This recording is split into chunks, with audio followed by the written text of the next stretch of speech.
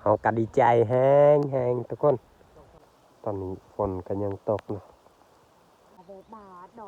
เขาคือสิดีใจเนาะ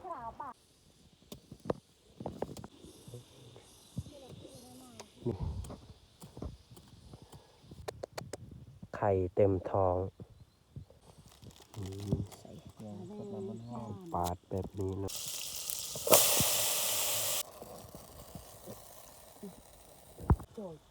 นี่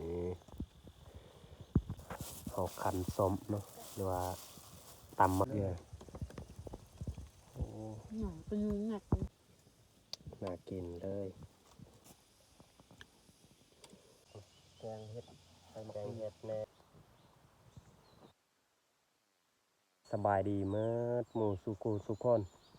ยินดีต้อนรับเข้าสู่ซองบาปอตอนเช้ามื้อนี้กะสิพาเมียไปซักเขาให้เขาซักก็คือแนวเฮามาอีกจากบ้านเนาะเพราะว่าแนวเฮาปลูกแล้วมันเบิดอันนี้ก็จะเป็นแนวข้าวเจ้าเฮาสิปลูกมือสุดท้ายหรือว่า2มื้อคันว่าแล้วมื้อนี้ก็อีกมื้อนึงคันไปหลายคนก็คือสิแล้วมื้อนี้แหละจังใดก็ทุกคนติดตามเบิ่งเลยครับชมแบบยาวๆเลย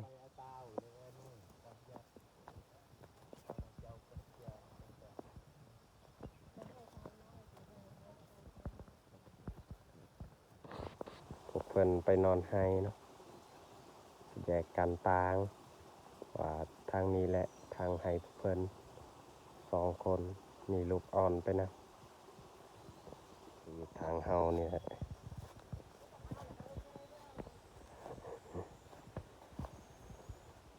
เมียของเฮาส่วนเบาเบกับเมียก็ยังบ่ทันมานะเมียของเฮาก็คือเจียในเขาเนาะเขาที่เฮาสิซักแนวใหม่เปลี่ยนแนวข้าวเจ้าเนาะทาน้ำของเฮาบ่อคือกันบ่อน้ำเราตักน้ำใส่เนาะ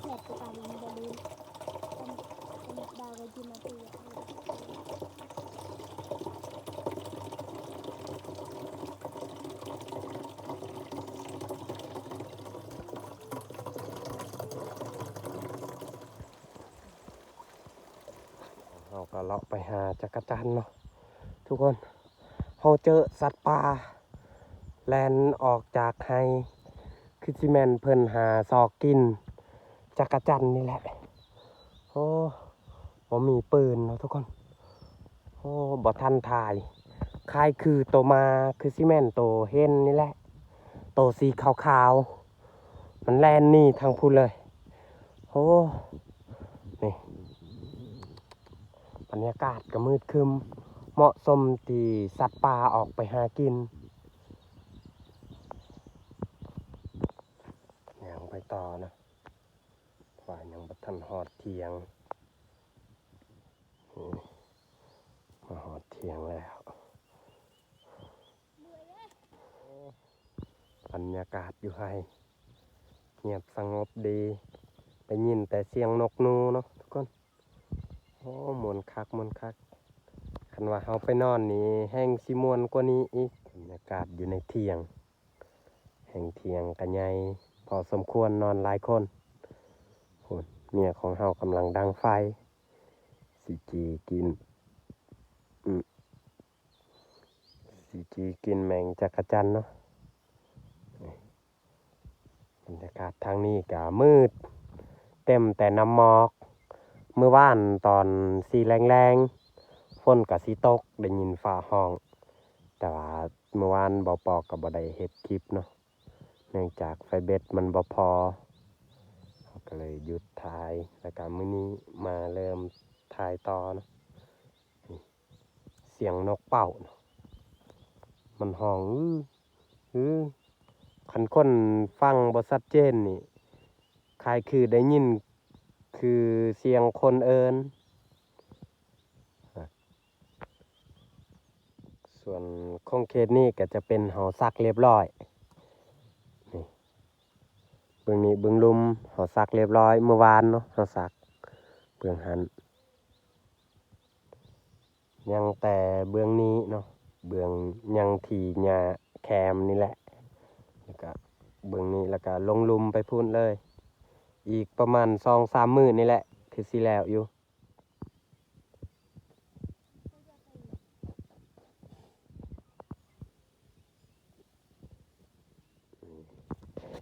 ของเขตนี้มันเป็นเฮลเนาะคันเอาปลูกมักแตงมักสาลีงามอยู่ท่านพุ่นนกโอ้นกสีขาวๆเห็นหมดทุกคนท่านเด็กจักรจันทร์ทุกคนนี่เอ้าโอ้ยเสียดายเนาะทุกคนบ่าวปอกสิจับแต่มันได้ยินเสียงอยู่เมื่อกี้บ่าวปอกสิจับแต่มันได้ยินก่อนมันก็เลยบินไป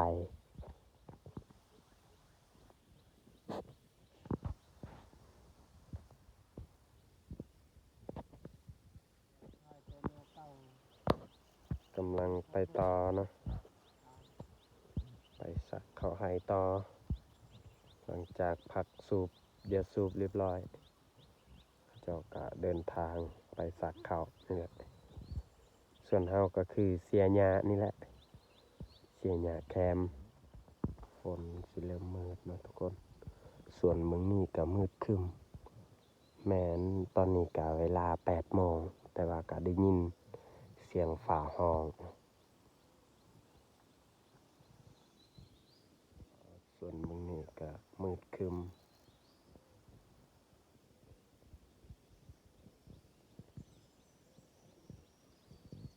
บ่เห็นฮอดภูเนาะพูนเห็นภูน้อยนึงก่อนป้าทุกคนได้ยินบ่โอ้ฝนเริ่มตกแล้วดีใจดีใจขอให้ฝนตกในเด้อโอ้เพื่อให้เข้าวของเฮาให้มันเปียกแน่แล้วก็มันเอาน้ำธรรมชาติจากแต่ฟ้าฝนเนาะโอ้แค่แน่มันตกนี่เพราะว่าด้นแหละเขาเฮาของโอ้ฝ่าผาเนาะทุกคนเอาคอยถ่ายอ๋อเฮาบ่ค่อยกล้าถ่ายเนาะเพราะว่าผาเหลื่อมตอนเช้าโอ้ทุกคนซีเมนต์ฝนตกแห้งขอให้ตกเด้อเสียงกันโทรศัพท์ที่ดีเขาจะได้ยินเสียงฝนมื้อนี้ฝนตกขังทำอิฐเนาะทุกคนพิเศษสุดๆเลยฝนตกแบบนี้ดีใจแห้งเพราะว่าเขาของเฮาก็สิได้รับน้ำเนาะฝนตกเห็นบ่ทุกคน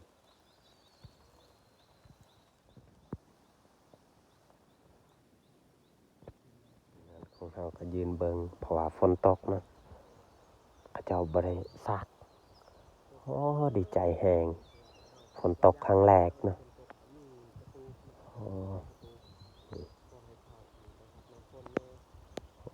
ไป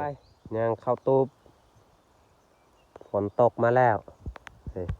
เห็นบ่ทุกคน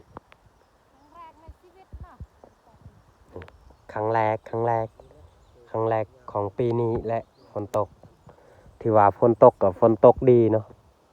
บ่ได้ลมพายุบ่ได้อันนี้อันนั้นเนาะเฮาก็บ่ฮู้บัดตอนเที่ยงมันสิบ่ตกบ่ดีนะรีบส่งหาประเด็นเลยเอาเข้าตูบเลยไปเบิ่งด้านในมันสิรอดบ่เที่ยงของเฮาเพราะว่ามันหัวบ่ปอก3บ่ค่อยโอเคปานใดเขาคือสิดีใจเนาะโอ้แบบเพิ่นได้รับน้ำจากฟ้าเนาะฝนบ่ได้ตกแต่นับแต่เฮา นับแต่เอาจูดไทยเนาะฝนก็บ่ตกเลย แต่มามื้อนี้ฝนตกเฮาก็ดีใจแฮงทุกคน โอ้ยบ่ฮู้ว่ามันสิตกดีนี่โอ้ฟ้าเหลื่อมเนาะฟ้าเหลื่อมเนาะทุกคน ให้พร้อมกับราคาเ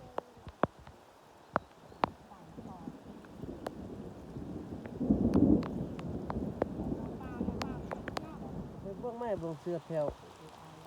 ลีเจืองแถว ปลาเรา เสแถว เพราะอมบังสุดใหญ่ไอ้บาทบังสุด เขาลิ้นบางทีฮอดที่เศร้าครับนี่ เมื่อเขาจะละเมื่อวานนี้ก็เอาเต่ามาดอง ก็ก่อนกระตูฟองเงาเบิ่ง นี่ นี่ โอ้มันหัวเนาะทุกคน นี่ปาดสิได้ปกพะย่างแล้วเนาะนี่เอานอนบ่ได้นี่เบิ่งมันหัวตลอดเลยโอ้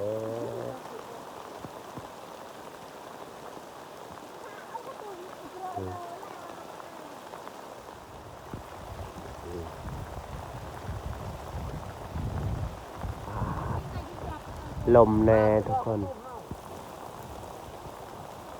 ปืนของเฮาปะเปียกเบิดโอ้บ่ไปอยู่บอนหั่นนี่เปียกเพราะว่ามันหัวเพราะว่าเฮาเฮ็ดตัวนี้มันเพียงโพดคันเฮาเอาลงอีกบ่เป็นหยังโอ้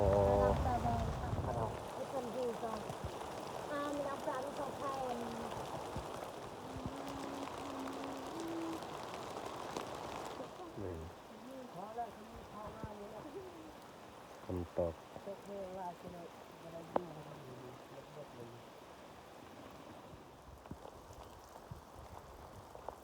ฝุ่นหมอกก็ลอยไปเนาะคันหมอกลงมาแบบนี้นี่ฝนยังอัดสิตกอยู่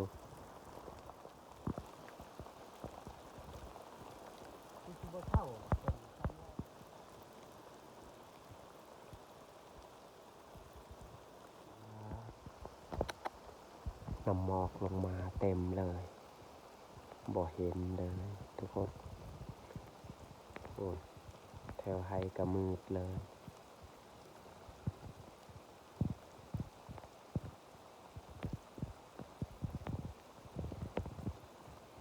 ฝนยังตกเนาะตกน้อยๆ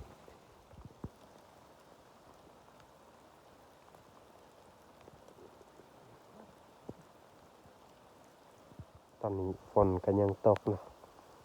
โอ้โหป่าเถียงของเฮาเบิ่งคือฝนคือสิบ่หัวแต่ด้านในนี่มันหัวเบิดเฮาอยู่บ่ได้ทุกคนเอ้ยตอนนี้ก็อยู่กลางฝนเนาะเฮ้ยดีใจแฮงฝนตกข้าวของเฮาก็สิได้เปียกอยู่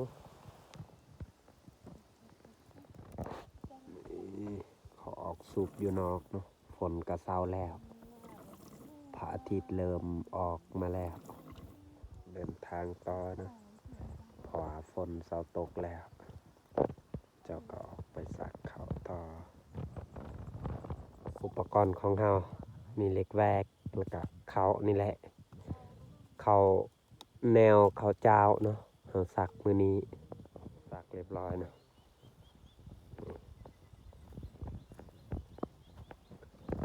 ส่วนเฮาก็สักเขาคือกันผู้เดียวเบาเบเพิ่นเสียหญ้าเนาะ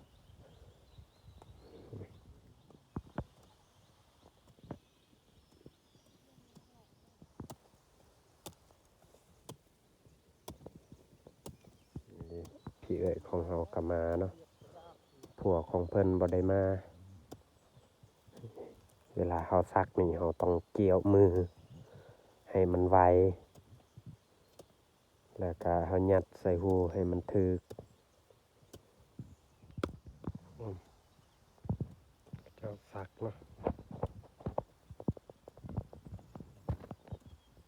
นี่เข้าบ่ได้เนาะเพราะว่ามีผีเนาะหรือว่าผีเขาเจ้าตัดหัว สมัยช่วงก่อนเขาเจ้าตัดหัวนี่เขาตัดปะบอนกกไม้หลายๆคนถามันถือคอร์ดวันที่เพิ่นอยากฮ้องนี่มันจะฮ้องให้อยู่นี่แหละมันจะฮ้องหลายคนเพราะว่ามันเป็นป่าดงดิบบอนเฮากับบกล้าทางคันถือไฟไหม้นี่อาจจะมีคนเจ็บอยู่บ้านเฮาเนาะฉะนั้นนี่เฮาจูดต้องระมัดระวังบ่อนนี้แหละศีลธรรมที่สุดในหมู่บ้านเฮาเขาเอิ้นอยู่นี่เขาเอิ้นชื่อห้วยประวังเนาะเพราะว่าเขาเจ้าหวังคนเนาะแล้วก็เขาตัดคอแล้วก็ปะหัวแล้วเขาเจ้าก็บอกชื่อผู้นี้ผู้นั้นเนาะถ้าว่าเขตใดมาที่สมัยสงกรานต์เขาเจ้าเคยตีกันหรือว่าเขตบ้านเฮากับบ้านอื่นมักเขาตีกันสมัยบูฮานเขาเจ้าก็ตัดคอไว้แล้วก็ห้อยปะบอนกกไม้เนาะคันฮอดมือวันสิ้นเพิ่นก็สิฮ้อง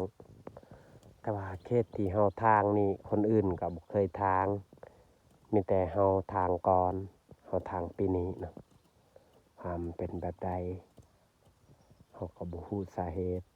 ว่าเฮาสิได้เข้าหรือบ่เพราะว่าเขาเจ้าว่าบ่อนนี้มันเข็ดควงหลายไอ้เอาไม่ล่ะเจอไปเจอ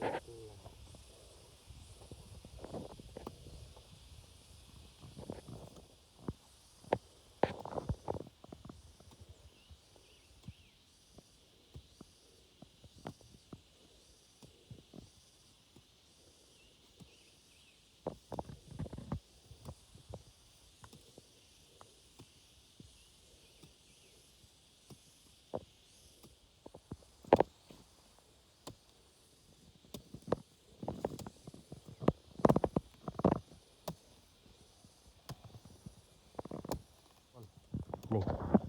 กระปูที่เบาเบปอยป้าเดี๋ยวลองให้มันกัดมือโอ้ป้าติโททุกคนเลยไข่เต็มท้อง เดี๋ยวลองจับเบิ่งโอ้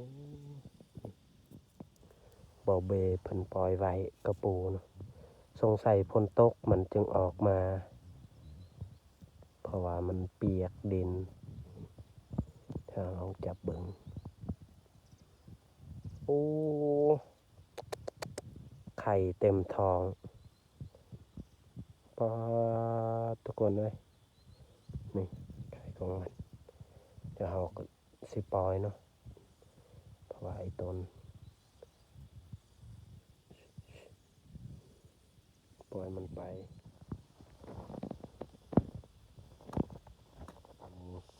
หลังจากเขาซักเข้าเรียบร้อยเขาก็เสียหญ้าเนาะพี่เอ๋ของเรายังตัดหญ้าสูบกระบังไปนำตัดกกแคม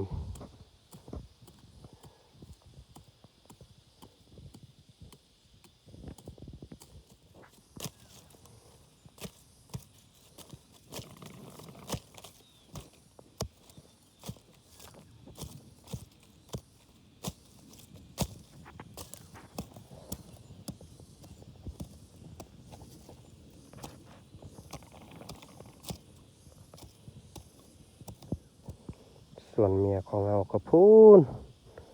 สักเขาอยู่ลุมเทียงนะ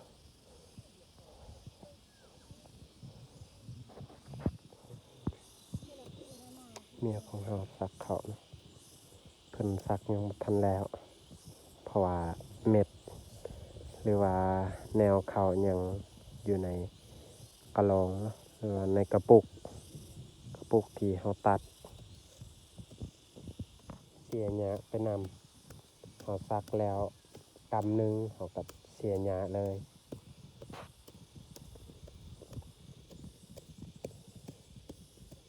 บริเวณนี้ไปเทิงนี่เพิ่นเสียเบิด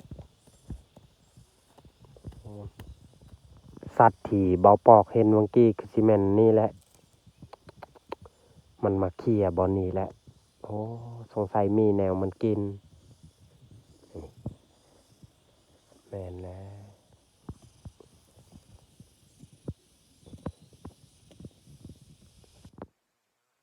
แต่เฮาสิย่างไปพักพรเนาะ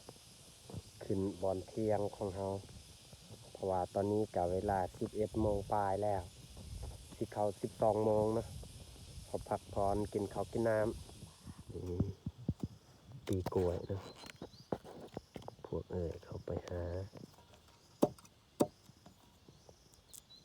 หรือว่าเขาต้ม ใส่ เนี่ยสดน้ำมันหอม ปาดแบบนี้เนาะทุกคน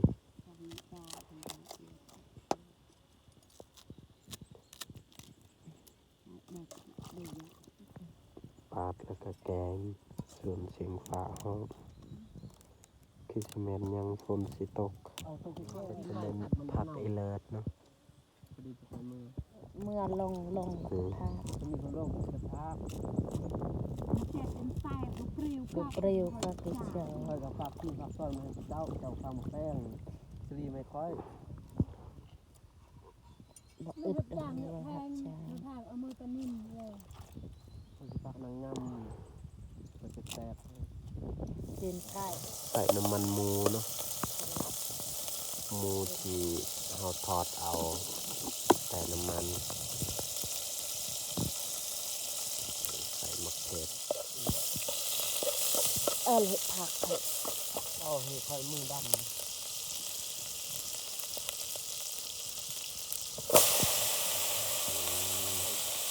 ใส่ปลาแดกไปนำแล้วก็มะเขือก็เรียบร้อยแล้ว เบิ้งมานั่งข้างนี้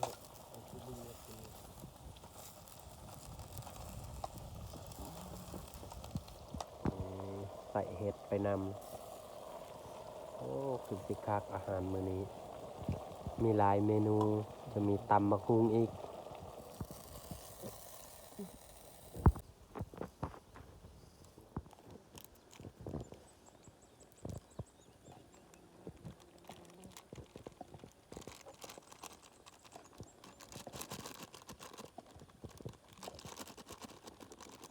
เอาคันส้มเนาะหรือว่าตำมะคุงส่วนเครื่องหอมเราตำมาแต่บ้านเนาะเครื่องปรุง โอ้ขอใส่กับมือนะ ใส่หมีเวียดไปนำโอ้คือสิแซ่บนี่นี่ตัดสุดถ้วยนะน่ากินเลย ปีกล้วยแล้วก็มีตำมะคงคน2 เมนูนะทุกคนเนี่ยโอ้ มาทุกคนเอ้ย เอามาทุกคนกินข้าวนำกันเนาะกินข้าวนำกันนี่แหละอาหารของเรามามีตำมะคุงแล้วก็ห่อเห็ดแกงผัก แกงเห็ดใส่มะ แก เขื ง อ เห็ดแน่แล้วก็ใส่มะปี แบบเดียว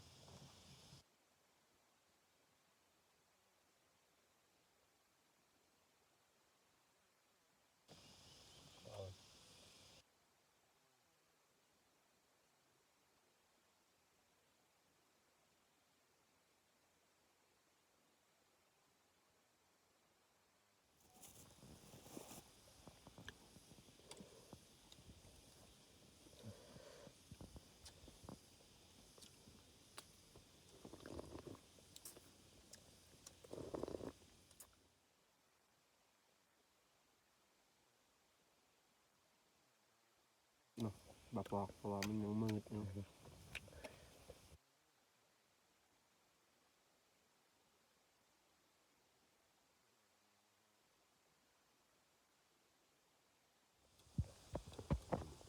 พี่เอื้อย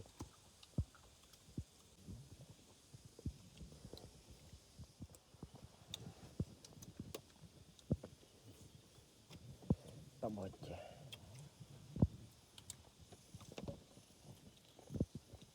กาไปกาแซ่บบ่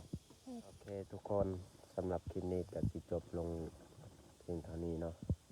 คือ ลืมฝากกดไลค์กดแชร์กดติดตามเพื่อเป็นกำลังใจให้เบาปอคลิปต่อไปขอขอบใจ ก็เป็น